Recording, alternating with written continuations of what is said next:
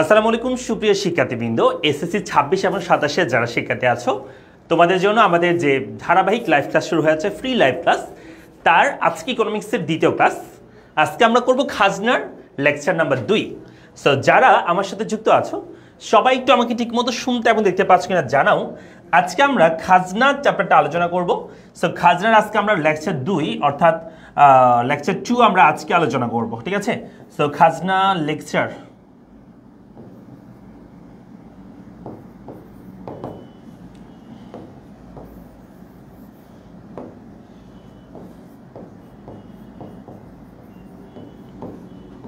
তো সবাই চলে আসো দ্রুত, যারা শিক্ষার্থী আছো দ্রুত সবাই একটু চলে আসো। আমরা আজকে লেকচার 2 আলোচনা করব, সেকেন্ড চ্যাপ্টার 8। হ্যাঁ, খাজনা এটার লেকচার 2 আমরা আজকে আলোচনা করব। তো সবাই একটু দ্রুত চলে আসো।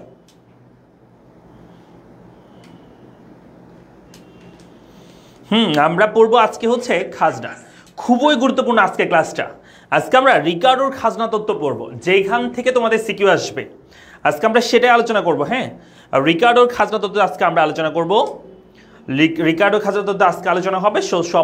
সবাই বন্ধু বান্ধব যারা আছে সবাইকে নিয়ে যুক্ত হয়ে যাও। শারপিয়া আছে, সালাম দিয়েছে, ওয়ালাইকুম সালাম। মিনার আছে, সালাম দিয়েছে, ওয়ালাইকুম সালাম। আমরা একটু সবাই জয়েন করে ফেলি। তারপর হচ্ছে মিস্ট মেঘলা আছে, তারপর হচ্ছে ওকে মিসেস মেঘলা সালাম দিয়েছে, তারপর হচ্ছে লিজা আছে, সালাম দিয়েছে, ওয়ালাইকুম সালাম। আমরা একটু ক্লাসে শেয়ার করে দিচ্ছি। হ্যাঁ, আমি শেয়ার করে দিই তোমাদের সাথে, যাতে সবাই যুক্ত হতে পারে আমাদের সাথে আজকের এই ক্লাসে। কেমন?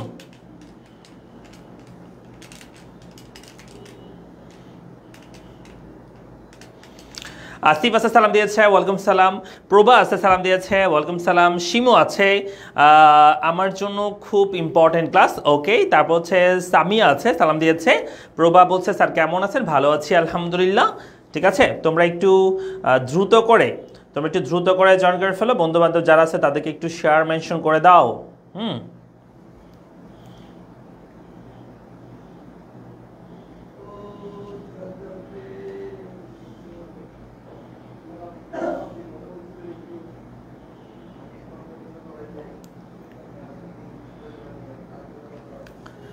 কই এখনো মানুষজন এত কম হবে? আসিফ আছে, কেমন আছেন? ভালো আছে আলহামদুলিল্লাহ। সাইফুল আছে, আমার নামটা বলে যায়েন। এই যে সাইফুল, তোমার নাম বলে দিলাম, এমডি সাইফুল। প্রভা আছে, স্যার কেমন আছে? ভালো আছি।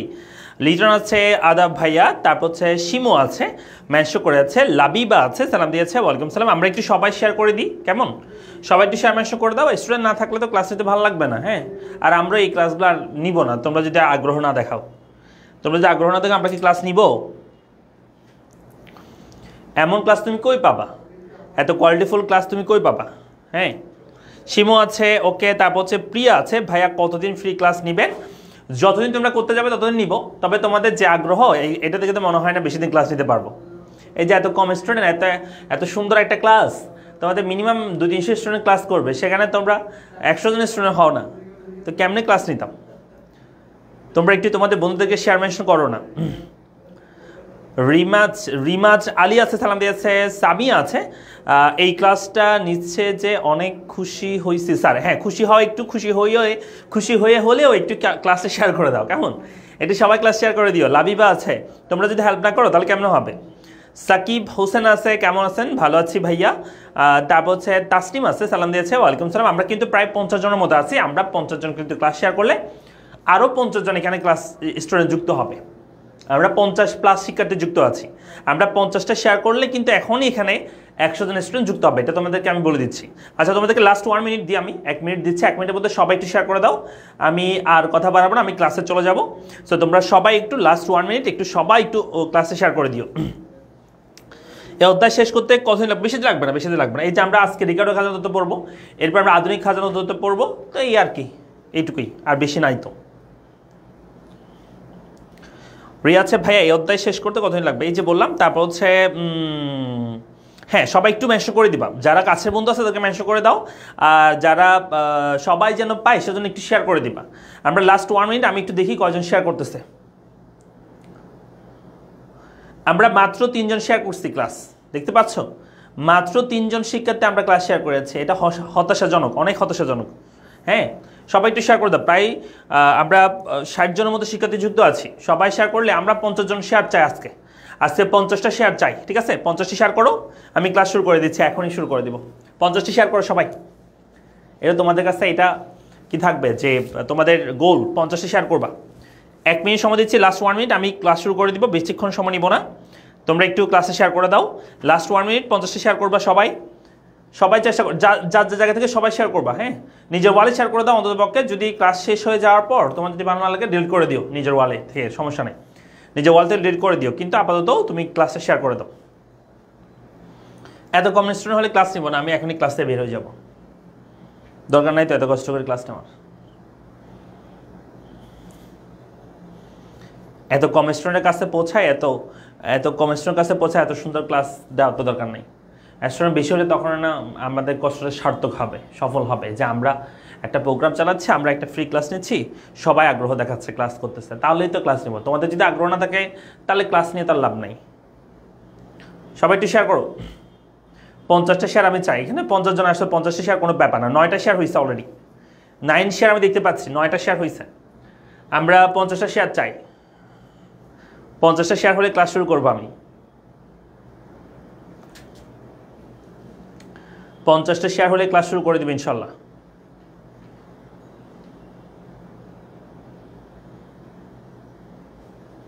দশটা শেয়ার হয়েছে। এই যে এতক্ষণ চিল্লে চিল্লে বলতে বলতে একজন শেয়ার করতেছে, হবে? তাড়াতাড়ি করো, তাড়াতাড়ি তাড়াতাড়ি করো।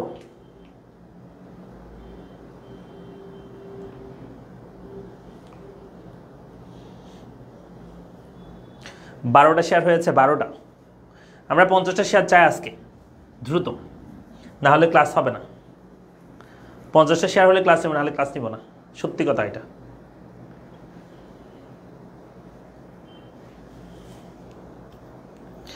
ছাব্বিশের ইকোনমিক্স কোর্স আছে কি? হ্যাঁ, কোর্স আসছে, আমি একটু কোর্সটা দেখাই দিই। সরি চলে গেছে। শোনো, যাদের আমাদের 26-এর কোর্স সম্পর্কে জানতে চাচ্ছ, এই যে আমাদের 26-এর টেস্ট প্রিপারেশন ব্যাচ আছে, যেটা সব বিষয়ের জন্য। আর তুমি যদি চাও যে কোনো একটা ইন্ডিভিজুয়াল সাবজেক্ট পড়বা, বা ইবিআই পড়বা, বা বাংলা ইংলিশ আইসিটি, বা বাংলা আইসিটি ইকোনমিক্স পড়বা, তাও সিস্টেম আছে, ভর্তি হতে পারবা। আর 27-এর জন্য হচ্ছে অ্যাডভান্স ব্যাচ আছে, হ্যাঁ, এদের তোমরা ভর্তি হতে পারবা। আচ্ছা, তাহলে আমাদের হচ্ছে আমরা একটু সবাই একটু শেয়ার করবো।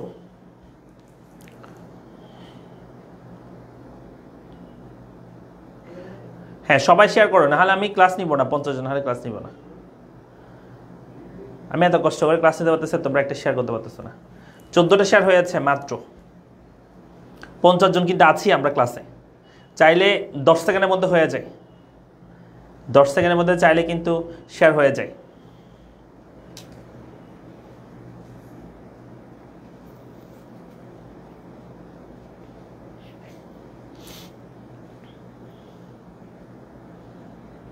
চোদ্দোটা শেয়ার হয়েছে, 14টা। আমি 50টা শেয়ার চাই। 50 জন আসো কিন্তু, সবাই কিন্তু 50 জন আছোই, নাহলে ক্লাস নিব না, আমি বের হয়ে যাচ্ছি। লাস্ট 1 মিনিট, 1 মিনিট আর সময় নিচ্ছি না। এই 1 মিনিটের মধ্যে তোমরা শেয়ার করলে ক্লাস নিব, আদার ক্লাস নিব না। আজকে ক্লাস এখানে শেষ, ঠিক আছে? জোর করে তোমাদেরকে বাধ্য করে শেয়ার করাতে হচ্ছে, এটা কোনো কথা? এটা তো তোমরা ভালোবাসা দেখাই এমনিতে করে দিবা, তাই না? 16টা শেয়ার হয়েছে, 16টা শেয়ার। থাক, বাদ দাও, তোমাদের ক্লাস করা লাগবে না। ক্লাস নিচ্ছি না, কেমন? তোমাদের তো আগ্রহ নাই ক্লাস করার, তোমাদের একটা শেয়ার করতে পারতেছো না তোমরা। নিজের ওয়ালে শেয়ার করতে হবে, নিজের ওয়ালে শেয়ার করলে সেটা দেখাবে যে এখানে, নিজের প্রোফাইলে শেয়ার করতে হবে।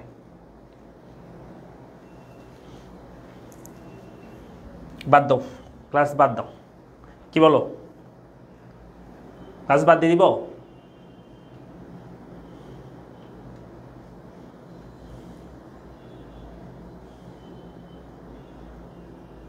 অন্যায় হয়ে যাবে এটা, এটা তোমরা অন্যায় করতেছে, আমি তো অন্যায় করতেছি না।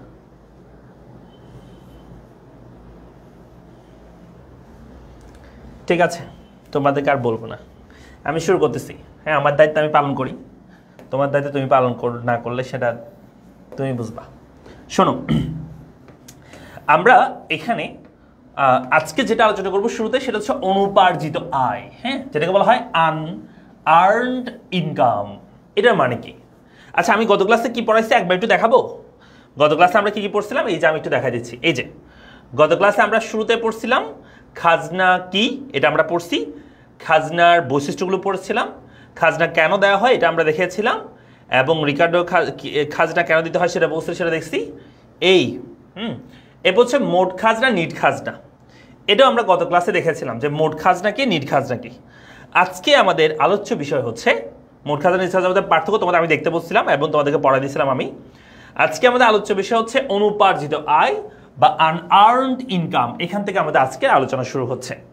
সো সবাই একটু মনোযোগ দাও এখন ক্লাসে। হ্যাঁ, সবাই একটু ক্লাসে মনোযোগ দাও। অনুপার্জিত আয় বলতে সবাই একটু নড়জড়ে বসো, ঠিক আছে? অনুপার্জিত আয় বলতে যেটা বোঝানো হয় সেটা হচ্ছে, মনে করো তুমি কোনো পরিশ্রম ছাড়া, হ্যাঁ, তুমি একটা ইনকাম পেয়েছো। যেমন মনে করো যে তোমার একটা এরকম জমি আছে, এরকম একটা তোমার জমি আছে।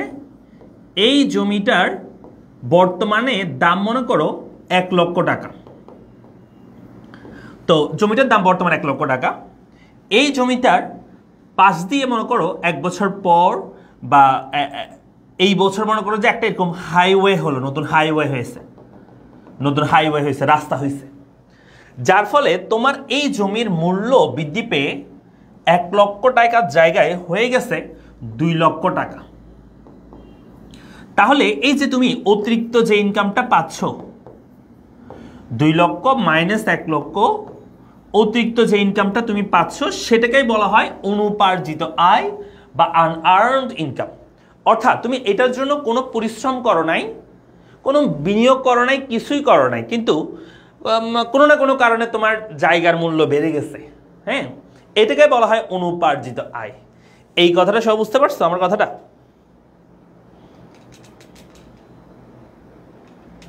এই কথাটা সব বুঝতে পারছি? তাহলে এখানে কি বলছে দেখো, যে দেশের লোকসংখ্যা বৃদ্ধি পেলে, মানে জনসংখ্যা যদি বাড়ে, অর্থনৈতিক উন্নতি হলে সাধারণভাবে জমির দাম অত্যাধিক বৃদ্ধি পায়। এক্ষেত্রে জমির মালিক কোনো বাড়তি পরিশ্রম বা বিনিয়োগ না করে যে পরিমাণ অতিরিক্ত আয় অর্জন করে তাকে অনুপার্জিত আয় বলে। তাহলে আমার কথা বুঝছো তো? এই যে তোমার রাস্তা হয়েছে তাই তোমার জমির মূল্য বাড়ছে, অথবা একটা দেশের জনসংখ্যা বেড়ে গেছে যার কারণে জমির মূল্য বাড়ছে, তাহলে তুমি অতিরিক্ত যে ইনকামটা পাবা জনসংখ্যা বৃদ্ধির কারণে, সেটাকে বলা হয় জমির জন্য তুমি অতিরিক্ত জায়গাটা পাচ্ছ, সেটাকে বলা হয় অনুপার্জিত আয়। তাহলে অর্থাৎ নিজস্ব প্রচেষ্টা বা বিনিয়োগ ভিন্ন অন্য কোনো কারণে জমির দাম বাড়লে মালিক অতিরিক্ত যে আয় করে তাকে আমরা অনুপার্জিত আয় বলছি। তো এই অনুপার্জিত আয় সৃষ্টির কারণগুলো কি, মানে কেন অনুপার্জিত আয় সৃষ্টি হইতে পারে? এখানে বেশ কিছু কারণ আছে যে কেন অনুপার্জিত আয় সৃষ্টি হইতে পারে। আমরা একটু দেখি সেই অনুপার্জিত আয় সৃষ্টির কারণগুলো কি। অলরেডি আমি একটা বলছি যে এরকম হাইওয়ে হলে জমির পাশে তখন হয়। প্রথমে বলছি এখানে জনসংখ্যা বৃদ্ধি পেলে, একটা দেশে যখন জনসংখ্যা বৃদ্ধি পায় তখন তোমার জমির মূল্য অটোমেটিক বাড়ে, সেটাকে আমরা বলছি অনুপার্জিত আয়। প্রশাসন বিকেন্দ্রীকরণের ফলে, অর্থাৎ প্রশাসন যদি বিকেন্দ্রীকরণ হয়, মানে স্থানীয় ক্ষেত্রে ক্ষেত্রে যদি সেটা প্রশাসনিক কার্যক্রমগুলো শুরু হয়, তখন দেখা যায় তার এলাকার জমিগুলো কি হয়, তোমার হচ্ছে দাম বেড়ে যায়। এই যে আমরা শুনি যে সিটি কর্পোরেশন এলাকার মধ্যে পড়ছে বা পৌরসভা এলাকার মধ্যে পড়ছে, শোনো না, পৌরসভার মধ্যে পড়লে তোমার জমির দাম বেড়ে যাবে। তারপর হচ্ছে উন্নয়ন প্রকল্পের আওতায় পড়লে, উন্নয়ন প্রকল্প মনে করেন আমরা সরকার একটা উন্নয়ন প্রকল্প নিছে, এই যে একটা রাস্তা করতেছে বা একটা ইপিজেড করতেছে বা অন্য কোনো কাজ করতেছে, তখন দেখা যাবে আমাদের জমির মূল্য বেড়ে যাবে। নতুন এলাকায় শহর গড়ে উঠলে, যখন শহর হয় তখনও কিন্তু জমির দাম বেড়ে যায়। প্রাকৃতিক কোনো কারণে জমির দাম বাড়তে পারে, প্রাকৃতিক কোনো কারণে, হ্যাঁ, হইতে পারে যে একটা এটা মনে করো যে রাস্তা না হয়, এটা মনে করো যে নদী, এটা হয়ে গেছে নদী। তো নদী তো সোজা হয় না, একটু আঁকাবাঁকা হয়, আমরা একটু আঁকাবাঁকা করে দিই। দাঁড়াও, মনে করো যে এটা একটা নদী। সো নদীটা কি করলো, নদীটা হচ্ছে এই বছর এখানে ভালো পলিমাটি জমছে, সেজন্য তোমার জমির মূল্য বাড়তে পারে। অথবা নদীটা অন্য পথে ছিল, এই দিক দিয়ে চলে আসছে, এখন নতুন করে এই পথে আসছে, নতুন নদীর পথ পরিবর্তন হয়েছে, তখন দেখা যাবে তোমার মূল্য বাড়তে পারে আবার কমতে পারে। আচ্ছা, তারপর হচ্ছে শিল্পের স্থানীয়করণের ফলে, অর্থাৎ শিল্পগুলো যদি তোমার শিল্প এলাকা হয় নতুন তোমার জমির পাশে, তখন তোমার দাম বাড়তে পারে। এইসব কথা আমরা বলছি। তাহলে অনুপার্জিত আয় হচ্ছে এইটুক, পারবো সবাই? জাস্ট পরীক্ষায় এইটুক আসতে পারে যদি আসে আর কি, সর্বোচ্চ যে অনুপার্জিত আয় কাকে বলে, এটা জ্ঞানমূলকের জন্য খুবই বেশি গুরুত্বপূর্ণ। তাহলে আমরা বলবো যে যে জমির মালিক কোনো বাড়তি পরিশ্রম বা বিনিয়োগ না করে যে অতিরিক্ত আয় অর্জন করে তাকে অনুপার্জিত আয় বলে, বা আরো সুন্দর করে বলতে গেলে নিজস্ব কোনো প্রচেষ্টা বিনিয়োগ ভিন্ন অন্য কোনো কারণে জমির দাম বাড়লে মালিক যে অতিরিক্ত আয়োজন করে তাকে আমরা অনুপার্জিত আয় বলে থাকি। এইটুক বলতে পারলে হবে, গেলে এটা। এখন আমরা পড়ব যে খাজনার নির্ধারণ, অর্থাৎ খাজনা আমরা কিভাবে নির্ধারণ করব, আমরা যে রেন্ট দিব বা খাজনা দিব সেটা নির্ধারণ হবে কিভাবে, সেটা আমরা এখন আলোচনা করব। তো বলা হচ্ছে খাজনা নির্ধারণের লক্ষ্যে দুটি তত্ত্ব প্রচলিত আছে, মানে দুইটা তত্ত্ব প্রচলিত আছে। একটাকে বলা হয় রিকার্ডোর খাজনা তত্ত্ব। হ্যাঁ, ডেভিড রিকার্ডো, তিনি একজন হচ্ছে কি অর্থনীতিবিদ। সো এই ডেভিড রিকার্ডো ক্লাসিক্যাল অর্থনীতি বলা হয় তাকে, ক্লাসিক্যাল অর্থনীতিবিদ। হ্যাঁ, ডেভিড রিকার্ডো মতে যে খাজনা কি সেটা এখানে আমরা আলোচনা করবো। আরটা হচ্ছে আধুনিক খাজনা তত্ত্ব, মানে আধুনিক যারা অর্থনীতিবিদ ছিল আধুনিক খাজনা তত্ত্বের মধ্যে কি আছে, পল স্যামুয়েলসন, ঠিক আছে, তারা যে খাজনার কথা বলেছে আধুনিক যারা অর্থনীতিবিদ ছিল তারা, তো সেগুলো আমরা এখানে আলোচনা করব। তাহলে একটা হচ্ছে রিকার্ডো খাজনা তত্ত্ব, একটা হচ্ছে আধুনিক খাজনা তত্ত্ব, এই দুটোই আমরা পড়বো। আজকে আমাদের আলোচনার বিষয় হচ্ছে রিকার্ডোর খাজনা তত্ত্ব। আমরা নেক্সট ক্লাসে আধুনিক খাজনা তত্ত্ব আমরা পড়বো। আজকে আমরা রিকার্ডো খাজনা তত্ত্বটা আজকে আমরা আলোচনা করবো। এটা খুবই গুরুত্বপূর্ণ রিকার্ডো খাজনা তত্ত্বটা। আমরা একটু ক্লাসটা শেয়ার করে দিব। হ্যাঁ, যারা পরে দিয়ে যুক্ত হচ্ছি, ভাইয়া ফ্রি ক্লাস করে অনেক ভালো, ভাইয়া ফ্রি ক্লাস করে অনেক ভালো হয়েছে। আচ্ছা, থ্যাংক ইউ। সো দেখো, আমরা তাহলে আজকে এটা পড়বো রিকার্ডো খাজনা তত্ত্ব, এবং এই কিসের বলো তো, রিকার্ডো খাজনা তত্ত্ব আজকে আমরা পড়বো, এবং হচ্ছে আধুনিক খাজনা তত্ত্ব যেটা আছে এটা আমরা নেক্সট ক্লাসে আলোচনা করব। ঠিক আছে, তাহলে আজকে আমাদের আলোচ্য বিষয় হচ্ছে এইটা, যে রিকার্ডোর খাজনা তত্ত্ব আজকে আমরা আলোচনা করব। ঠিক আছে, দেখো তো রিকার্ডো কি, একটু আগে বলছি, রিকার্ডো হচ্ছে একজন অর্থনীতিবিদ যাকে আমরা ক্লাসিক্যাল অর্থনীতিবিদ বলে থাকি। ঠিক আছে, ক্লাসিক্যাল অর্থনীতিবিদ। সো রিকার্ডোর মতে, যেমন অর্থনীতির জনক অ্যাডাম স্মিথ, ডেভিড রিকার্ডো, এটা হচ্ছে ক্লাসিক্যাল অর্থনীতিবিদ। সো এই ডেভিড রিকার্ডো বলছে এখানে খাজনা কি সেটা এখানে একটা সংজ্ঞা দিয়েছে তিনি। বলছে খাজনা হলো জমির উৎপাদনের সে অংশ যা জমির আদি এবং অক্ষয় শক্তি ব্যবহারের জন্য মালিককে দেওয়া হয়। এটা আমরা গত ক্লাসে বলছি, একদম শুরুতে যে সংজ্ঞাটা আমরা বলছি এই চ্যাপ্টারে, সেখানে আমরা বলছি যে রিকার্ডো আমাদেরকে যে খাজনা যে সংজ্ঞাটা দিয়েছে সেটা বললেও হবে। তাহলে রিকার্ডোর মতে খাজনা কি, খাজনা হলো জমির উৎপাদনের সে অংশ যা জমির আদি ও অক্ষয় শক্তি ব্যবহারের জন্য জমির মালিককে দেওয়া হয়ে থাকে, এটাকেই বলা হয় খাজনা।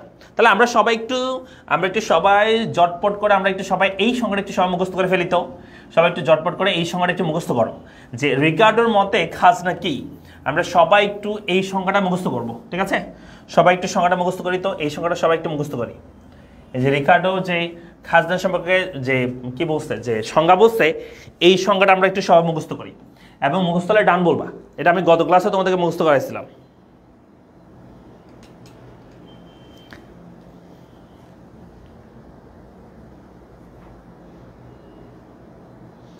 রানী বলছে ভাইয়া আপনার পড়ার ধরন অনেক ভালো, আমার ভাইয়া ইকোনমিক্সে A+ পেয়েছে। থ্যাংক ইউ রানী জান্নাত, রানী জান্নাত। আচ্ছা, আরিফুল ইসলাম বলছে ফাহিম আসোস কি, আসোস ফাহিম কই তুই?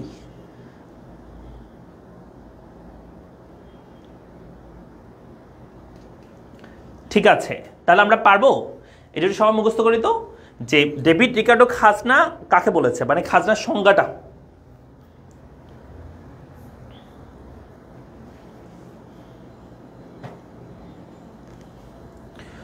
রবি বলছে চলে আসলাম আপনার ক্লাসে sir. Okay, welcome to our class. Binti Islam বলছে ভাই ইউটিউবে দিবেন কি ক্লাস এটা? হ্যাঁ, ইনশাল্লাহ দেওয়া হবে। আচ্ছা শোনো, তাহলে আমরা এটা পড়ছি, এখন অনুমিত শর্ত আমরা পড়বো। স্যার অনুমিত শর্ত এটা আবার কি? এটা অনেক জায়গায় দেখবা তোমরা, অনেক জায়গায় আমরা বলি যে অনুমিত শর্ত। অনুমিত শর্ত মানে হচ্ছে এটাকে ইংরেজিতে বলা হয় অ্যাজাম্পশন। মানে কিছু কিছু ক্ষেত্রে, মানে সব ক্ষেত্রে এটা আসলে কি হবে না, তোমার হচ্ছে যেটা আমরা যেই তথ্যটা সে দিছে, রিকার্ডো যে তথ্যটা দিছে সেটা আসলে সব ক্ষেত্রে যে সঠিক হবে এমন না, কিছু কিছু ক্ষেত্রে এটা সঠিক নাও হইতে পারে। তো কোন কোন ক্ষেত্রে, মানে কোন কোন ক্ষেত্রগুলি স্থির থাকলে এই তথ্যটা সত্য হবে সেটাকেই বলা হয় অনুমিত শর্ত। মানে কোন কোন ক্ষেত্রটা স্থির থাকলে তখন তার এই যে বক্তব্য তিনি দিয়েছেন, রিকার্ডো ভাজন তত্ত্ব যিনি যে তত্ত্বটা তিনি দিছে সেই তত্ত্বটা আসলে সত্যি তখন হবে যখন এইসব বিষয় স্থির থাকবে বা এইসব বিষয় কোনো পরিবর্তন হবে না, এইসব বিষয় এজাম্পশন হিসেবে ধরা আছে, এগুলোকে বলা হয় অনুমিত শর্ত। তাহলে চলো আমরা সেই অনুমিত শর্তগুলোকে আমরা একটু দেখে নিই।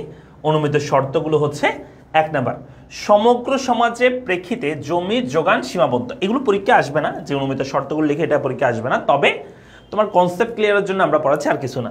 তারপর হচ্ছে সমগ্র সমাজের প্রেক্ষিতে জমির যোগান সীমাবদ্ধ, অর্থাৎ সমগ্র সমাজ মানে বোঝাচ্ছে পৃথিবীর যে জমির পরিমাণ আয়তন, সে আয়তন চেঞ্জ হবে না, পৃথিবীর আয়তন চেঞ্জ হবে না, পৃথিবীর আয়তন যেমন ছিল তেমনই থাকবে, এটাকে বোঝাচ্ছে। মানে সমগ্র সমাজ বলতে টোটাল যে জমির পরিমাণ। আমি যদি বলি একজন ব্যক্তি, মনে করো মিস্টার ক, হ্যাঁ, এই মিস্টার কয়ের জমি ছিল 10 একর। এই মিস্টার কয়ের জমির পরিমাণ 10-এর জায়গায় 20 একর হইতে পারে, সে চাইলে ক্রয় করতে পারে, ক্রয় করে তার 10 একর জায়গায় 20 একর সে করতে পারে। এটা হচ্ছে একজন ব্যক্তির প্রেক্ষিতে তার জমিটা পরিবর্তনীয়, পরিবর্তনশীল, তার জমি চেঞ্জ হইতে পারে, যত ছিল তার চেয়ে বাড়তে পারে। কিন্তু আমি যদি বলি সমাজের প্রেক্ষিতে, মানে একটা পুরো দেশের বা পুরো পৃথিবীর প্রেক্ষিতে যদি বলি যে পৃথিবীর আয়তন কি বাড়ানো সম্ভব, পৃথিবীর জমি কি বাড়ানো পসিবল হবে, কখনোই হবে না সেটা, তাই না? তো সেটা বলা হচ্ছে এই জিনিসটা স্থির থাকতে হবে যে পৃথিবীর আয়তন কখনো বাড়ানো যাবে না। 2, জমির প্রকৃতি প্রদত্ত বলে এর যোগান দাম নেই, অর্থাৎ জমি যেহেতু প্রকৃতি থেকে আমরা পাই, প্রকৃতি আমাদেরকে জমিটা দিয়ে থাকে, মূলত ভূমি যত আছে সবগুলো প্রকৃতি প্রদত্ত হয়ে থাকে, তো এটার যোগান দাম নেই, অর্থাৎ এটার জন্য আমরা প্রকৃতিকে কোনো কিছু প্রদান করি না, এটা বলা হচ্ছে। 3, জমিতে ক্রমহ্রাসমান প্রান্তিক উৎপাদন বিধি কার্যকরী হয়, অর্থাৎ জমিতে যখন আমরা চাষ করি, ফসল ফলাই, তখন আমরা ফসল ফলানোর ফলে আমাদের প্রতি বছর উৎপাদনের পরিমাণটা ক্রমান্বয়ে হ্রাস পায়। মনে করি এই জমিতে আমি চাষ করছি, প্রথম বছর উৎপাদন হয়েছে 10 মণ, এরপর বছর যে কোনো ফসল আর কি, এরপর বছর উৎপাদন হয়েছে 8 মণ, এরপর বছর উৎপাদন হয়েছে মনে করো 6 মণ, অর্থাৎ এই জমিতে আমি যখনই চাষ করতেছি উৎপাদনের পরিমাণটা ক্রমান্বয়ে হ্রাস পাচ্ছে, এটাকেই বলা হয় ক্রমহ্রাসমান প্রান্তিক উৎপাদন বিধি। আমরা প্রথম পথে 3rd চ্যাপ্টার এটা নিয়ে বিস্তারিত আলোচনা করি, যদি কেউ ক্লাস করে থাকো আমার, তাহলে সেটা বুঝতে পারবা। তারপর চলে আসি, লাস্ট হচ্ছে জমির উৎপাদন ক্ষমতা এবং উর্বরতার পার্থক্য রয়েছে, অর্থাৎ বলা হচ্ছে আমাদের যে জমিগুলো আছে সেই জমিগুলো সব জমি সেম উর্বর না, একটা জমিতে বেশি উৎপাদন হইতে পারে, একটা জমিতে কম উৎপাদন হইতে পারে, কারণ উর্বরতার পার্থক্য আছে। কিসের পার্থক্য? উর্বরতার পার্থক্য আছে, সেটা কথাই এখানে বলেছেন যে উর্বরতার কি থাকবে, পার্থক্য থাকবে, প্রত্যেকটা জমিতে সব জমিতে সেম উৎপাদন হবে না। তারপর জমির মৌলিক ও অবিনশ্বর ক্ষমতা রয়েছে, অর্থাৎ জমির মৌলিক মানে আদি বা আগে থেকেই, অবিনশ্বর যেটা কখনো শেষ হবে না, এরকম কি রয়েছে, ক্ষমতা আছে। মানে জমির মৌলিক এবং অবিনশ্বর ক্ষমতা, অবিনশ্বর মানে কি, যেটা কখনো শেষ হয় না, ধ্বংস হয় না। তুমি জমিকে যাই করো, তুমি কি ধ্বংস করতে পারবা? পারবা না, এটা একটা অবিনশ্বর ক্ষমতা আছে, এটাকে বোঝানো হচ্ছে। হ্যাঁ, এটা সিকিউর জন্য ইম্পর্টেন্ট চ্যাপ্টারটা।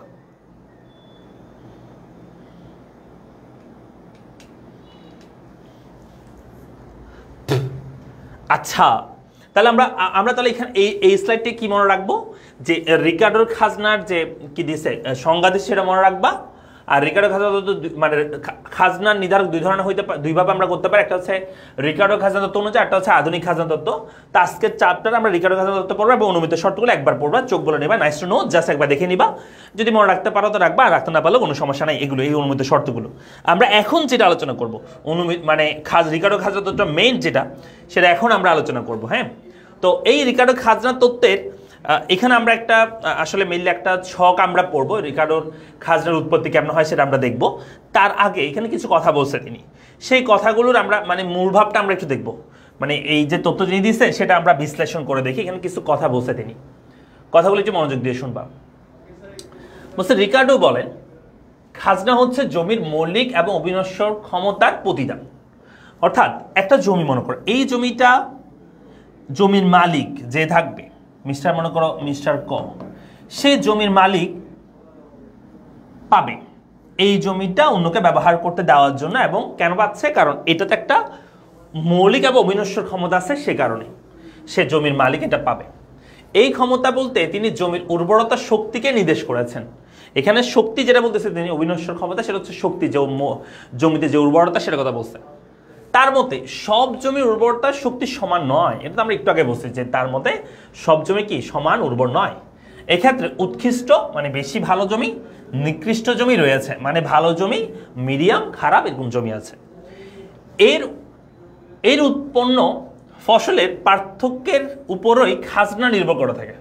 অর্থাৎ তিনি বলতেছে যে একটা জমিতে যেই পরিমাণ উৎপাদন হবে, মনে করে এই জমিটার না হচ্ছে এক্স জমি, ওয়াই জমি, মনে করে এটা মনে করে যে জেড জমি, হ্যাঁ, আরেকটা জমি। তাহলে এক্স জমিতে উৎপাদন হয়েছে 10 মণ ধান, এটাতে মনে করো 5 মণ, এটাতে মনে করো 2 মণ। বলা হচ্ছে এই যে একটা জমিতে যে পরিমাণ উৎপাদন হবে সেটার উপর ভিত্তি করে তার খাজনাটা নির্ধারণ হবে। কার মতে? রিকার্ডোর মতে বলতেছে, হ্যাঁ, বলছে এর উৎপাদন হতে। আচ্ছা, রিকার্ডোর মতে যে জমির উৎপাদন খরচ আয় পরস্পর সমান সেরূপ জমিকে খাজনাবিহীন জমি বা নো রেন্ট বা প্রান্তিক জমি বলা হয়ে থাকে। তাহলে তিনি একটা কথা বলছে যে বলা হচ্ছে যদি কোনো জমির আয় যত, ব্যয় যদি তত হয়, এটা আমরা একটু পরে করলে আরো ভালো বুঝতে পারবো, একটু পরে যখন ছকটা করবো আরো ভালো বুঝতে পারবো। আপাতত বুঝো, মনে করো এই যে জমিটা ঝ্যাট জমি, এই জমিতে মনে করো আমাদের উৎপাদন হয়েছে 100 টাকা, আমাদের আয় হয়েছে আমাদের 100 টাকা পণ্য বিক্রি করে, এবং এটার ব্যয়, এটা তো ব্যয় হয় না, পণ্য উৎপাদনের জন্য একটা ব্যয় হবে, সেই ব্যয়ও যদি হয় 100 টাকা, অর্থাৎ কোনো জমিতে উৎপাদন করে আয় যত, ব্যয়ও যদি তত হয়, তার মানে এখানে কোনো রেন্ট নাই, এখানে কোনো খাজনা দিতে হবে না, খাজনার পরিমাণ শূন্য। আর এই জমিটাকে বলা হয় নো রেন্ট বা খাজনাবিহীন বা প্রান্তিক জমি। পরীক্ষা আসতে পারে প্রান্তিক জমি কাকে বলে? যেই জমির আয় ও ব্যয় সমান, অর্থাৎ যেই জমির আয় থেকে ব্যয় বাদ দিলে বিয়োগফল কি হবে? শূন্য হবে, সেটাকে আমরা প্রান্তিক জমি বলি। অর্থাৎ আয় থেকে ব্যয় বাদ দিলে কি হবে? বিয়োগফল শূন্য। অর্থাৎ আয় আর ব্যয় যদি সমান হয় কোনো জমির, সেটাকে আমরা বলি প্রান্তিক জমি। বুঝতেছো? কঠিন লাগতেছে তোমাদের? তোমাদের কি কঠিন লাগতেছে? আরেকটা কথা বুঝছো, সুতরাং বিভিন্ন প্রকার জমির উর্বরতা শক্তির পার্থক্যের জন্যই খাজনা সৃষ্টি হয়। এই জন্য তিনি খাজনাকে উৎপাদকের উদ্বৃত্ত বা পার্থক্যজনিত প্রাপ্তি বা প্রডিউসার যে সারপ্লাস অর ডিফারেন্স রিটার্ন বলে অভিহিত করেন। অর্থাৎ তিনি এখানে মূলত যেহেতু বিভিন্ন জমির জন্য বিভিন্ন ধরনের খাজনা হইতে পারে, সেজন্য তিনি এখানে যে খাজনাকে উৎপাদকের উদ্বৃত্ত, অর্থাৎ উৎপাদক উদ্বৃত্ত মানে কি? উৎপাদক কোন একটা দ্রব্য বিক্রি করে আয় পাইছে 100 টাকা আর ব্যয় হয়েছে 100 টাকা, তাহলে আয় থেকে ব্যয় বাদ দিলে 0 হয়, তাহলে এখানে খাজনা তার দিতে হবে না, খাজনা 0। আরটা মনে করে আয় করছে 200 টাকা আর ব্যয় করছে 100 টাকা, তখন তার 100 টাকা খাজনা দিতে হবে। তাহলে এই যে উৎপাদকের উদ্বৃত্ত মানে হচ্ছে উৎপাদকের আয় থেকে ব্যয়টা বাদ দেওয়া, এটাকে বলা হয় উদ্বৃত্ত। এই যে এটা বিয়োগফলটাকে বলা হয় উদ্বৃত্ত। কেমন? আয় থেকে ব্যয়টা বাদ দিলে যেটা, সেটাকে বলা হয় উদ্বৃত্ত। ক্লিয়ার? কথাগুলো কি একটু বুঝতে পারতেছো? আর না বুঝলেও সমস্যা নেই, ভান করো, বুঝার ভান করো, ঠিক আছে? মানে আমি বুঝতেছি, এটা বুঝার ভান করো, একটু পরে বুঝবা, নেক্সট স্লাইডে বুঝবা সবকিছু।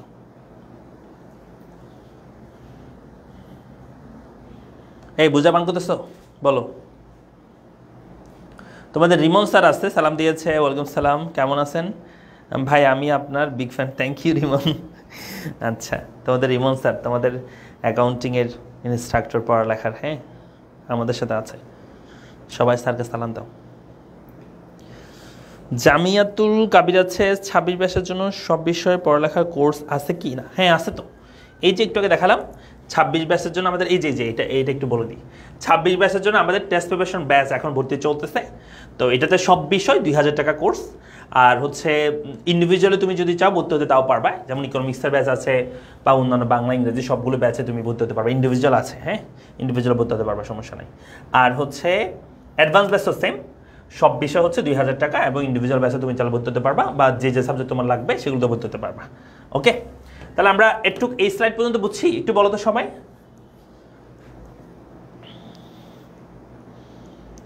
ক্লাস শুরু হয়েছে 7টা থেকে, হ্যাঁ।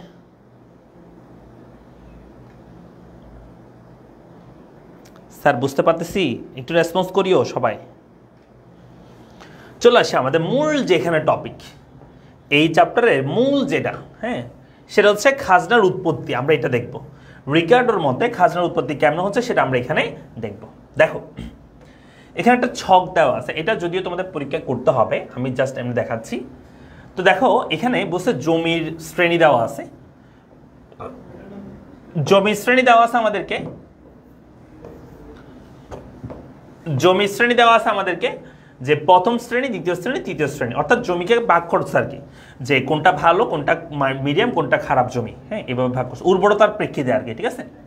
আর জমির আয়তন সেম, এখানেও 1 একর, এখানে 1 একর, এখানে 1 একর, মানে একরের কোনো চেঞ্জ হয় নাই। জমির আয়তন ঠিকই আছে, জমির আয়তন ঠিকই আছে, 1 একর করে আছে, কিন্তু এই উৎপাদনের পরিমাণটা ভিন্ন ভিন্ন হবে। কেন? কারণ আমরা বলছি রিকার্ডোর মধ্যে জমি ভালো খারাপ থাকে। তো এই যে 1 নাম্বার যে জমি প্রথম শ্রেণী দেবে, এটাতে মনে করো উৎপাদন হয়েছে 30 মণ, আমরা 30 একক আমাদের কোনো একটা পণ্য উৎপাদন হয়েছে 30 একক। আর দ্বিতীয় শ্রেণী যেটা আছে সেটাতে মনে করো উৎপাদন হয়েছে 25 একক, উৎপাদন হয়েছে 25 একক। আর তৃতীয় শ্রেণী যেটা সেটাতে উৎপাদন হয়েছে মনে করো 20 একক উৎপাদন হয়েছে। ভালো করে বুঝবা। হ্যাঁ, এটা কেন কেন চেঞ্জ হচ্ছে বলো তো? কারণ হচ্ছে তুমি ইচ্ছা মতো ধরতে পারবা, এখানে পরীক্ষা যদি আসে রিকার্ডোর খাতা তত ব্যাখ্যা করো, তুমি এই ছকটা মনে রাখবা। প্রথমে জমির শ্রেণী, আয়তন আছে, জমির পরিমাণ আছে, এরপর একের প্রতি দাম আছে, উৎপাদনের বাজার মূল্য আছে, ব্যয় আছে, খাজনা আছে। হ্যাঁ, এটা তোমাকে মনে রাখতে হবে। তা আমরা একটা একটা করে করি। তাহলে উৎপাদনের পরিমাণটা তুমি ইচ্ছা মতো ধরতে পারবা, কোনো সমস্যা নেই।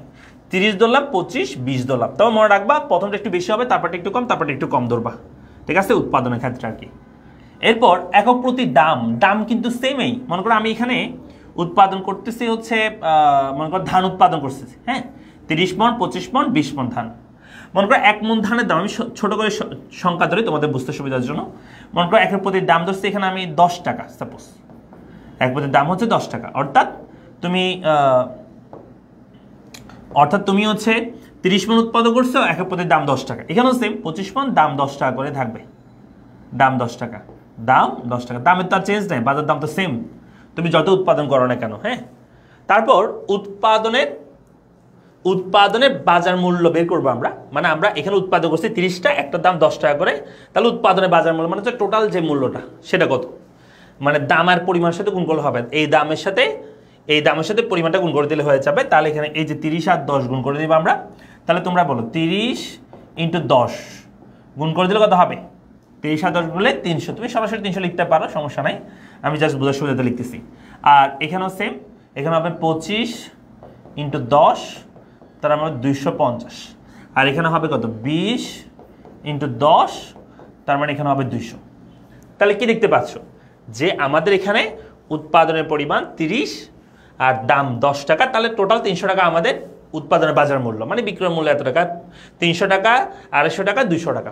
ভালো করে শুনবা, তুমি এখানে যে কোনো সংখ্যা বসাতে পারবে, এখানে যে কোনো সংখ্যা বসাতে পারবে, কোনো সমস্যা নেই। কিন্তু এই জায়গাটা তুমি খেয়াল রাখবা, এই জায়গাতে এসে উৎপাদনের যে ব্যয় ধরছো, এই উৎপাদন ব্যয়টাকে আমরা লিখবো। মনে রাখবা একদম নিচে তুমি যেটা ধরবা, এই যে তৃতীয় শ্রেণীর যে জমিটা ধরবা, এটাকে আমরা প্রান্তিক জমি বলবো।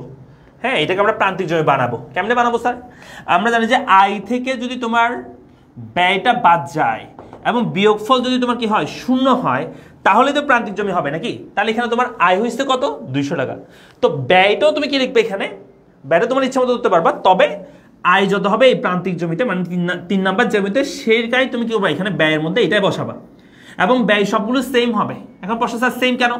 হ্যাঁ, জমি কিন্তু 1 একরেই, এবং সব জমিতে আমরা সেম ভাবে উৎপাদন করছি, কিন্তু উৎপাদন একটাতে বেশি, একটাতে কম, একটাতে মিডিয়াম, একটাতে আরো বেশি কম হয়েছে। এখন প্রশ্ন স্যার কেন?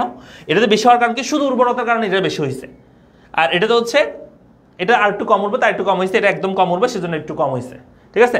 তো আমরা তাহলে এখানে বাজার মূল্য যেটা লাস্টে থাকবে শেষে, সেটাই এখানে আমরা উৎপাদন ব্যয়ের মধ্যে সবগুলোতে বসাবো।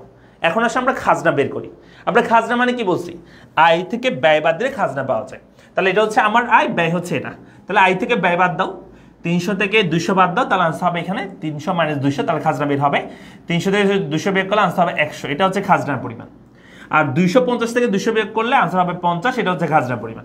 আর 200 থেকে 200 বিয়োগ করলে এটা হচ্ছে 0, এটা হচ্ছে এখানে খাজনার পরিমাণ। আমরা কি বুঝতে পারছি?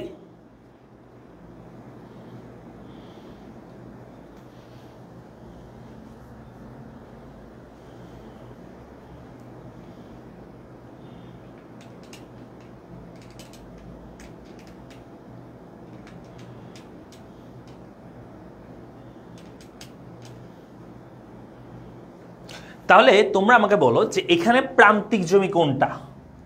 যেই জমিতে খাজনা দিতে হয় নাই সেটাকে আমরা বলি প্রান্তিক জমি, তাই না? তাহলে এখানে প্রান্তিক জমি কোনটা বলো তো তোমরা? এখানে প্রান্তিক জমি কোনটা হবে? এই চিত্রের মধ্যে এখানে প্রান্তিক জমি কোনটা?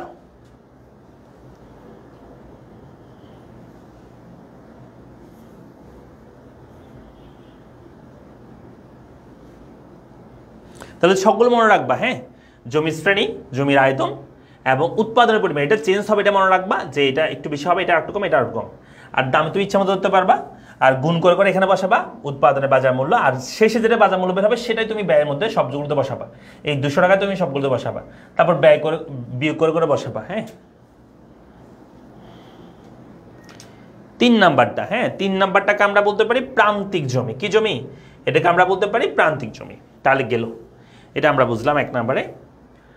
তাহলে এটা সম্পর্কে এখানে কিছু কথা বলছে যে উপরের তালিকায় আমরা প্রথম তৃতীয় শ্রেণীর নির্দিষ্ট পরিমাণ জমিতে যথাক্রমে 25, 30, 25 এবং 20 একক উৎপাদন হয়েছে। অর্থাৎ এখানে দাম 20 টাকা করে ধরছে, আমি 10 টাকা করে ধরছি, যদিও সমস্যা নেই, সেম কথা। 20 টাকা করে ধরলো, এই দুটো গুণ করে এখানে 400 আসছে না, তো ওই 400টা কিন্তু খরচে বসাইছে, দেখছো? 400টা কিন্তু খরচে বসাবে। এখানে যেটা আসবে আয় 3 নাম্বার জমিতে, সেটা তুমি ব্যয় হিসাবে বসাবা, তাহলে খাজনা বের হয়ে যাবে। ওকে, আচ্ছা, তারপর প্রতি এককের দাম 20 টাকা ধরে বিক্রয়লব্ধ অর্থের পরিমাণ 600, 500, 400। আর খাজনা বের করছে, প্রথম শ্রেণীর খাজনা বের হয়েছে এই 600 থেকে 400 বাদ দিলে 200। এবার দ্বিতীয় শ্রেণীর খাজনা বের হয়েছে 500 থেকে 400 বাদ দিলে 100। আর তৃতীয় শ্রেণীর খাজনা বের হয়েছে 400 থেকে 400 বাদ দিলে 0 বের হয়েছে। এক্ষেত্রে তৃতীয় শ্রেণীর প্রান্তিক জমি, তৃতীয় শ্রেণীকে আমরা কি বলি? প্রান্তিক জমি বলে থাকি। গেল, এখন আমরা চিত্র আঁকবো। চিত্র দেখো, চিত্রগুলো একটু সবাই খেয়াল করবা। আচ্ছা, আমি এখানেই করে দিচ্ছি, কেমন? চিত্রটা আমি এখানে এঁকে দিই, তোমাদের বোঝার সুবিধার্থে এখানে আমি করতেছি। তো আচ্ছা, ছোট করে করি, হয়তো বেশি দেখা যাবে না, ছোট করে করতেছি। প্রথমত এখানে আমরা একটা চিত্র আঁকবো, সেটা হচ্ছে এরকম। এই চিত্র সবাই খেয়াল করো, দেখা যাচ্ছে না? দেখো, এই চিত্রটা খেয়াল করো। এখানে আমাদের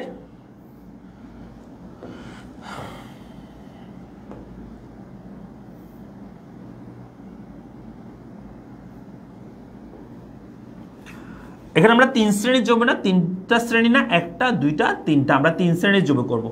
এটা হচ্ছে প্রথম শ্রেণী, এটা হচ্ছে দ্বিতীয় শ্রেণীর জমি, এটা হচ্ছে তৃতীয় শ্রেণীর জমি। 3 ধরনের শ্রেণীর জমির জন্য আমরা করব।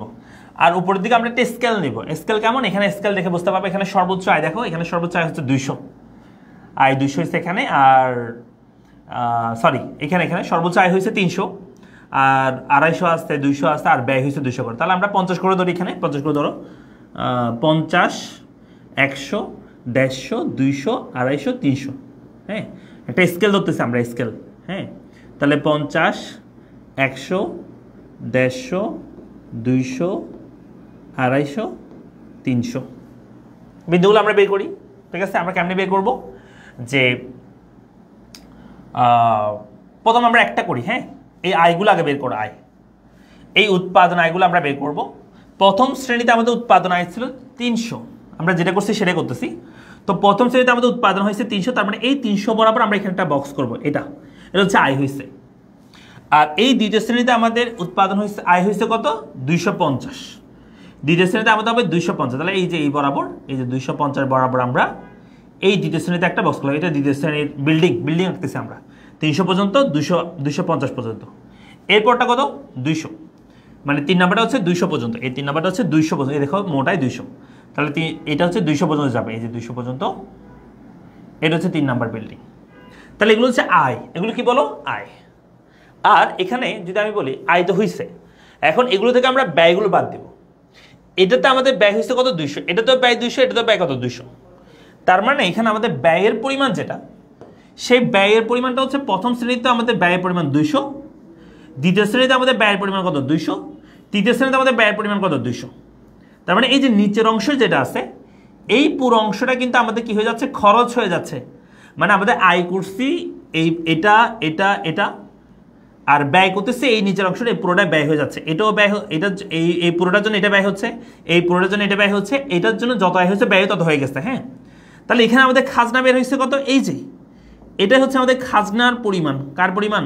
খাজনার পরিমাণ। এটা হচ্ছে প্রথম শ্রেণীর জমিতে খাজনার পরিমাণ, আর এটা হচ্ছে দ্বিতীয় শ্রেণীর জমিতে খাজনার পরিমাণ। এটা হচ্ছে দ্বিতীয় শ্রেণীর জমিতে খাজনার পরিমাণ। আর এটার মধ্যে কোনো খাজনা নাই, কোনো খাজনা আমাকে দিতে হবে না।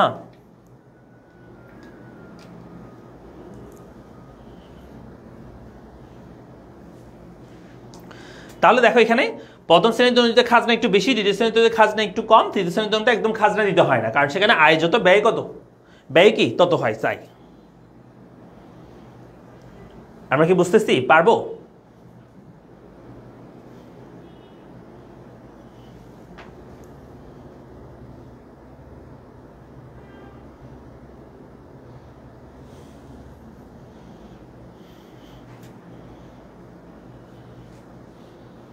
একটু বলো তো পারবে কিনা?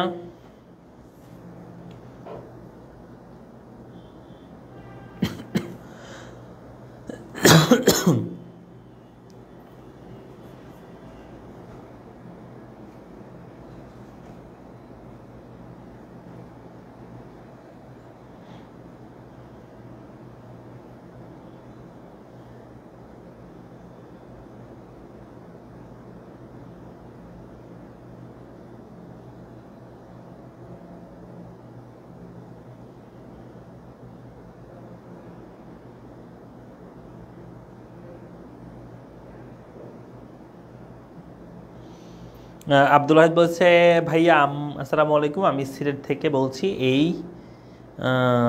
বলছি আদি। আচ্ছা, আমার আব্বু, আমি যে কলেজে পড়ি সেই কলেজে ইকোনমিক্সের টিচার, অন্য ডিস্ট্রিক্টের, আর আমি সিলেট হওয়ায় আমার বুঝি না আপনার ক্লাসগুলো বুঝি। Thank you Adi, sorry Abdul Wahid, Abdullah, thank you. পারবো সবাই? তাহলে আমরা বুঝতে পেরেছি যে আমাদের চিত্রটা কেমন আমরা আঁকবো। হ্যাঁ, এটা গেল। আর একটা চিত্র তোমাদের আমি একটু বলি। হ্যাঁ, এটা তো আমরা এই যে করছি, এটা এই যে প্রথমটা, এটা হচ্ছে একটু আগে আমরা এই চিত্র আঁকছি, সেটা হচ্ছে এটা। এটাও ভরাট হবে এখানে, এটা ভরাট হয় নাই, এটা একটু ভরাট করে নিও, এটাও এখানে ভরাট হবে। হ্যাঁ, এটা তো আমাদের ট্যাক্স কর দিতে হচ্ছে, এটা হচ্ছে খাজনা, এটা খাজনা। আর তিরিশের জন্য কোনো খাজনা দিতে হবে না। লাস্ট এই চিত্রটা একটু সবাই ভালো করে মনোযোগ দিয়ে শোনো। তোমরা কি ফার্স্ট পেপারের চ্যাপ্টার 4 পড়ছিলা? ফার্স্ট পেপারের চ্যাপ্টার 4 পড়ছো তোমরা? প্রথম পত্রের চ্যাপ্টার 4 কে তোমরা পড়ছো? না পড়লে কিন্তু এটা বুঝবা না, এই চিত্র বুঝবা না। না পড়লে এই চিত্র বুঝবা না। পড়লে ফার্স্ট পেপারের চ্যাপ্টার 4 যদি পড়ে থাকো তাহলে তোমরা এই চিত্র বুঝবা। আগে আমাকে বলো, চ্যাপ্টার 4 তোমরা পড়ছো কিনা? চ্যাপ্টার 4 পড়া হয়েছে? প্রথম পত্রের চ্যাপ্টার 4 বাজার চ্যাপ্টারটা পড়া হয়েছে? বলো তো একটু, বাজার চ্যাপ্টার পড়া হয়েছে কিনা?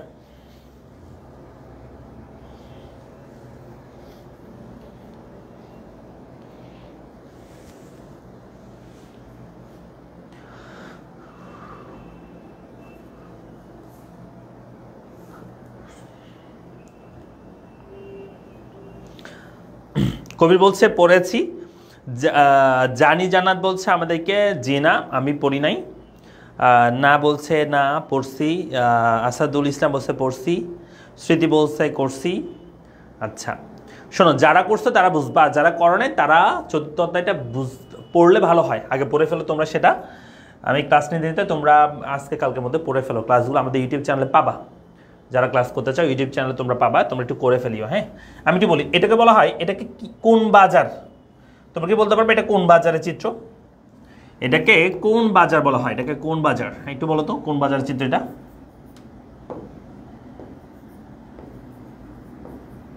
এটা কোন বাজার সেটা বলবা। আরটা হচ্ছে এটা কেমন ভারসাম্য বা কিভাবে ভারসাম্য অর্জন করছে।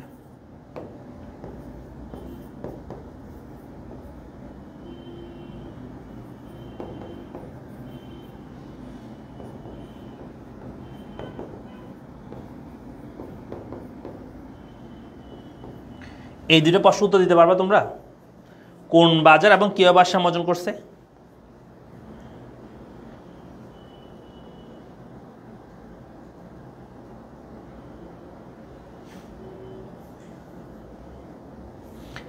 এই দুইটা প্রশ্ন উত্তর দিতে পারবা?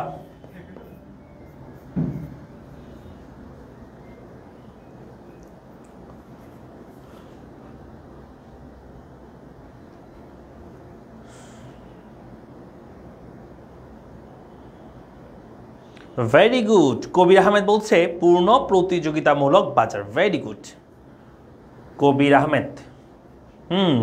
সামিয়া বলছে পূর্ণ প্রতিযোগিতামূলক বাজার। কেমনে বলছো? এই যে এআর এমআর দেখে তোমরা বুঝতে পারছো যে এটা পূর্ণ প্রতিযোগিতামূলক বাজার হবে, কারণ পূর্ণ প্রতিযোগিতামূলক বাজারের ক্ষেত্রে পি সমান এআর সমান এমআর হয়ে থাকে, অর্থাৎ এরকম হয়ে থাকে নাকি? এই যে এরকম হয়ে থাকবে যে পি সমান এআর সমান কি বলো এমআর, এরকম হয়ে থাকে, তাই না? এরকম হয়ে থাকে। এটা হচ্ছে পূর্ণ প্রতিযোগিতামূলক বাজার দেখে বুঝবো। আর আরেকটা প্রশ্ন কি বলছি যে কিভাবে ভারসাম্য অর্জন হয়েছে সেটা কি বলতে পারবা কেউ? হ্যাঁ, পূর্ণবোধক বাজার অনেকে বলছো। কিভাবে ভারসাম্য অর্জন হয়েছে সেটা বলতে পারবা? কিভাবে ভারসাম্য অর্জন হয়েছে? এখানে এটাকে আমরা বলি স্বাভাবিক মুনাফা সহ ভারসাম্য। কেন স্বাভাবিক মুনাফা সহ ভারসাম্য? কারণ এখানে আমাদের, আমি যদি এখানে চিত্রটা একটু করি, এমআর আর ভারসাম্য বিন্দু, ভারসাম্য রাখার জন্য আমাদের এখানে লাগবে, এটা হচ্ছে আমাদের এমসি রেখা। এমআর এবং এমসি যেখানে মিলিত হয় সেখানে আমাদের ভারসাম্য হয়। তোমরা যারা চতুর্থ অধ্যায় করো নাই তারা আমাকে বলিও না স্যার আমি বুঝতেছি না কি বলতেছেন, মানে চিত্র কেমন আসছেন বুঝো না, এটা বলিও না, কারণ চতুর্থ অধ্যায় পড়তে হবে, নাহলে তুমি এটা বুঝবা না। তোমাকে আমি এখন এটাকে বোঝাতে পারবো না, এটা অনেক সময়ের ব্যাপার। হ্যাঁ, চতুর্থ অধ্যায় একদম ডিটেলসে তোমাকে পড়তে হবে। চতুর্থ অধ্যায়টা সুন্দর করে তোমরা যারা করো নাই করবা, করার পরে তুমি এটা দেখবা, এমনি বুঝবা। ঠিক আছে, চতুর্থ অধ্যায় ক্লাসগুলো করো, ইউটিউবে আছে, করতে পারবা।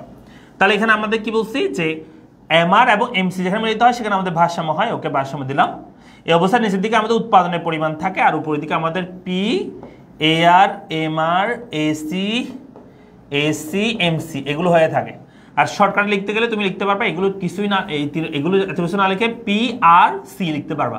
পি মানে প্রাইস, আর মানে হচ্ছে রেভিনিউ, এবং সি মানে হচ্ছে কস্ট। হ্যাঁ, এভাবে আর কি। তাহলে শোনো, তো এখানে ভারসাম্য হয় কেমনে? ভারসাম্য হচ্ছে এমআর এবং এমসি যেখানে মিলিত হবে সেখানে ভারসাম্য হবে, এবং এমসি রেখা এমআরকে যেখানে নিস্তেজ হাত উপর দিকে যায় সেখানে হচ্ছে আমাদের ভারসাম্য বিন্দু। এই অবস্থা আমাদের উৎপাদনের পরিমাণ মনে করো 10টা, এবং এই অবস্থা আমাদের এআর এমআর এমসি সব কিছু মান মনে করো 10। ভালো করে বুঝবা। তাহলে আমাদের ভারসাম্য হয়েছে।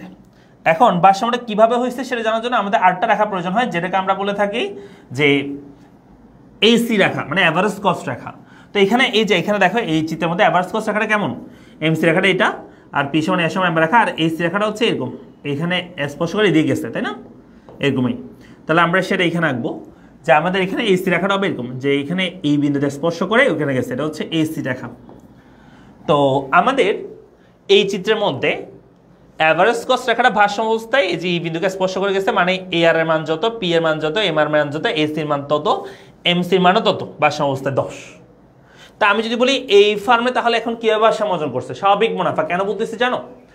এটাকে বলা হয় স্বাভাবিক মুনাফা সহ ভারসাম্যের চিত্র। কেন? কারণ এখানে মুনাফা স্বাভাবিক হয়, মুনাফা এখানে হয় না, মুনাফা 0 হয়।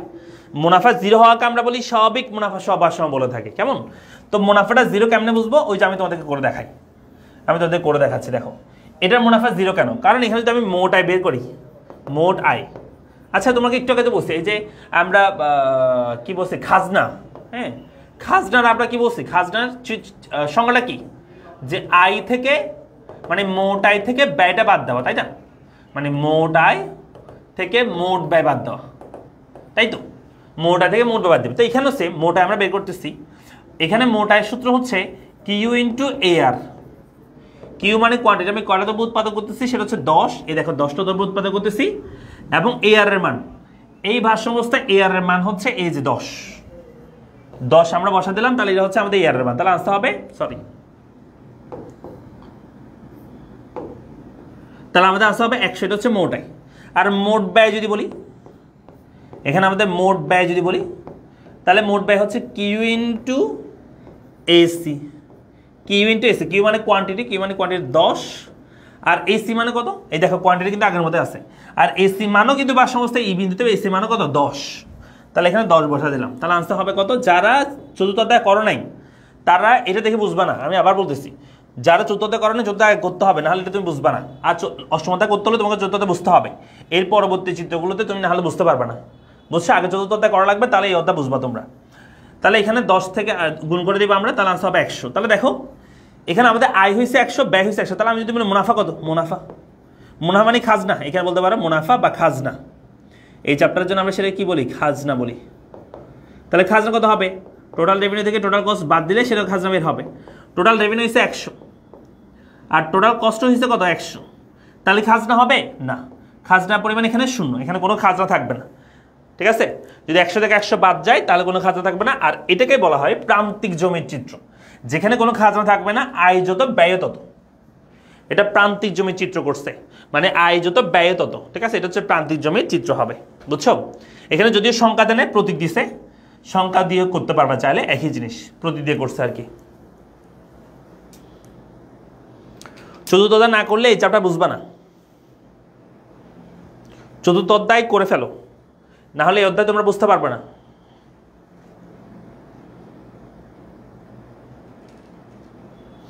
তাহলে প্রান্তিক জমি কি? যেই জমিতে আয় যত ব্যয় যদি তত হয় সেটাকে আমরা কি বলছি? প্রান্তিক জমি না? তো এখানে দেখো এই চিত্রের মধ্যে আমাদের কত আয় যত ব্যয় কত হয়েছে তত হয়েছে, 100 থেকে 100 বিয়োগ করলে আমাদের মুনাফা কত হবে? মুনাফা বা খাজনা হচ্ছে 0।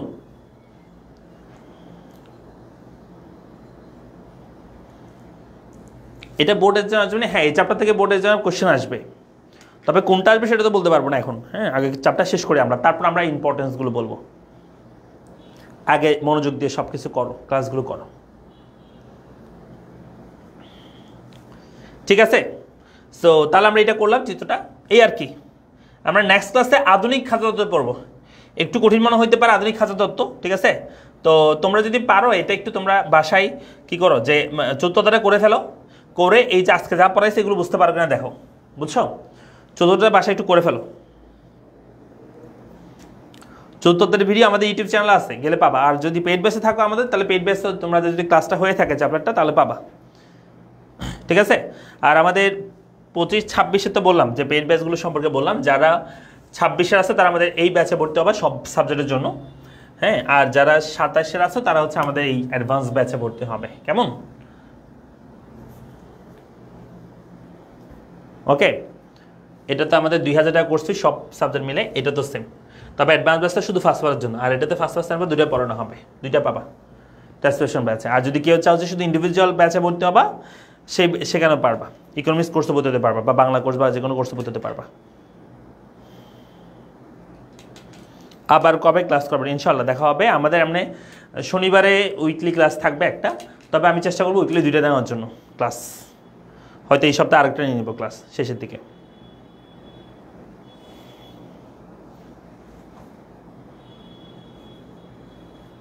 হ্যাঁ, এই ক্লাস ইউটিউবে দেওয়া হবে ইনশাল্লাহ। র্যাপিড ব্যাচ দেরি আছে, এই টেস্টেশন ব্যাচ শেষ হলে র্যাপিড ব্যাচ আসবে, ঠিক আছে? তাহলে আমরা শেষ করছি আজকের ক্লাসটা এখানে। সবাই ভালো থাকো, সুস্থ থাকো, দেখা হচ্ছে পরবর্তী ক্লাসে। আসসালামু আলাইকুম।